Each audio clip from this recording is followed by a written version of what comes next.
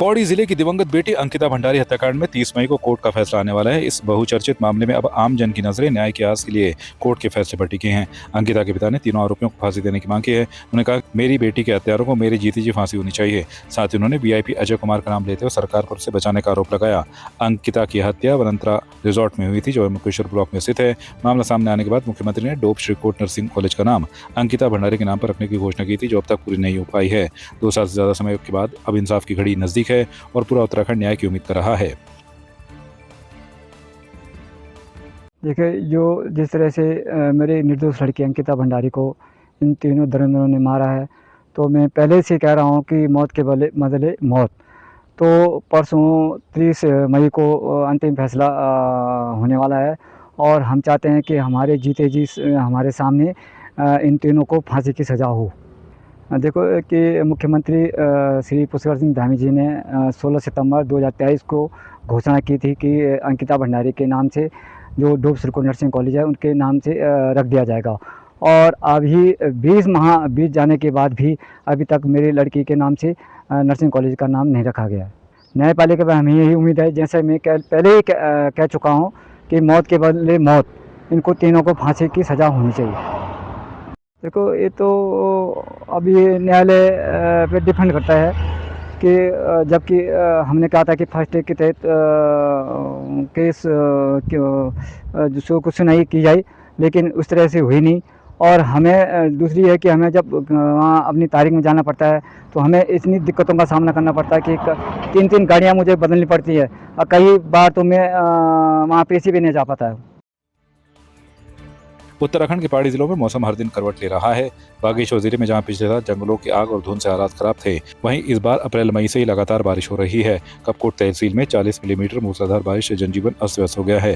तेज बारिश के बाद सरयू नदी का जलस्तर अचानक बढ़ गया। हालांकि जिला मुख्यालय में बारिश नहीं हुई। बदलते मौसम से जहां वन विभाग को आग की घटनाओं से राहत मिली है, वहीं स्थानीय लोग अब जलभराव और भूस्खलन के खतरे को लेकर चिंतित हैं। मौसम विभाग ने 1 जून तक येलो अलर्ट जारी किया है और लगातार बारिश की चेतावनी दी है। पहाड़ों में तेजी से बदलता मौसम अब केवल चेतावनी नहीं बल्कि गंभीर खतरे का संकेत बनता जा रहा है, जिससे लोग भयभीत हैं। अभी जो हमारे पास मौसम विज्ञान का जो अलर्ट आया है उसमें 1 तारीख तक येलो अलर्ट बताया गया है, जिसमें बागेश्वर ज़िले में बारिश की संभावना बताई गई है। और आप देख रहे हैं लगातार ही हमारे ज़िले में बारिश हो रही है। और कपकोट का कल अगर मैं बताऊं तो सिंचाई विभाग के जो आंकड़े हमें प्राप्त है उसमें कपकोट में कल 40 mm बारिश हुई है, जिससे हमारा नदी का जलस्तर भी बढ़ा है।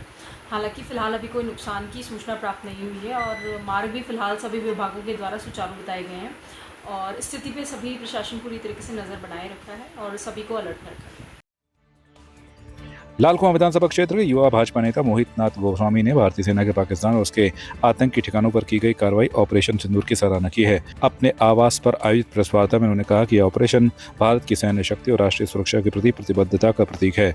गोस्वामी ने बताया कि 22 अप्रैल को पहलगाम में हुए आतंकी हमले में 26 लोगों की जान जाने के बाद भारत की तरफ से की गई इस जवाबी कार्रवाई में सैकड़ों आतंकी मारे गए। उन्होंने कहा कि यह अभियान आतंकवाद के खिलाफ भारत की बदली हुई रणनीति का परिचायक है। उन्होंने प्रधानमंत्री नरेंद्र मोदी के नेतृत्व की प्रशंसा करते हुए कहा कि देश के 140 करोड़ नागरिक इस ऐतिहासिक क्षण पर एकजुट हैं और अब भारत किसी भी आतंकी हरकत को बर्दाश्त नहीं करेगा। ऑपरेशन सिंदूर के बारे में इतना अभी कहना चाहेंगे कि जो भी हमारे प्राइम मिनिस्टर माननीय श्री नरेंद्र मोदी जी ने जो जवाब दिया है, वो जवाब बहुत हद तक और बेहतरीन तरीके से हमारे जवानों ने और हमारे सारे पॉलिटिशियनों ने सब लोगों की मिलीजुली भगत से पाकिस्तान को हम लोगों ने करारा जवाब दिया। इसको आज आप देख भी रहे थे, जैसा चल रहा था कि ईंट का जवाब पत्थर से देना ना, ऐसा मेरा मानना है इस बात। भारतीय सेना द्वारा ऑपरेशन सिंदूर में मिली बड़ी सफलता के बाद जहां भाजपा शौर्य तिरंगा यात्रा निकाल रही है, वहीं कांग्रेस पार्टी अब जय हिंद रैली निकालने जा रही है। इस रैली की शुरुआत उत्तराखंड के हल्द्वानी से 1 जून को होगी। कांग्रेस एआईसीसी विभाग के प्रदेश उपाध्यक्ष इंद्रपाल आर्य ने अपने आवास पर आयोजित प्रेस वार्ता में बताया कि यह रैली भारतीय सेना के साहस, बलिदान और देशभक्ति को समर्पित है। भारतीय सेना जो हमारी सेना है और जिसने पहलगाम का जो आतंकी हमला हुआ और कहाँ हमारे पर्यटक लोग काफ़ी इन लोगों ने धर्म पूछ के नाम पूछ के जिस तरीके से 28 लोगों की मौत हुई, उसमें पूरा देश बहुत ही एक कहा जाए तो बहुत शर्मनाक घटना का अंजाम पाकिस्तान के द्वारा दिया था। तो जो सरकार द्वारा ऑपरेशन सिंदूर जो हमारी भारतीय सेना ने जो पहलगाम का बदला पाकिस्तान को दिया, तो आतंकी हमले किए, आतंकी हमलों के जो उनके ठिकाने उनको नाश्ता नाबूद किया, तो उस भारतीय सेना के सम्मान में कांग्रेस पार्टी 1 जून को जय हिंद यात्रा निकालने जा रही है।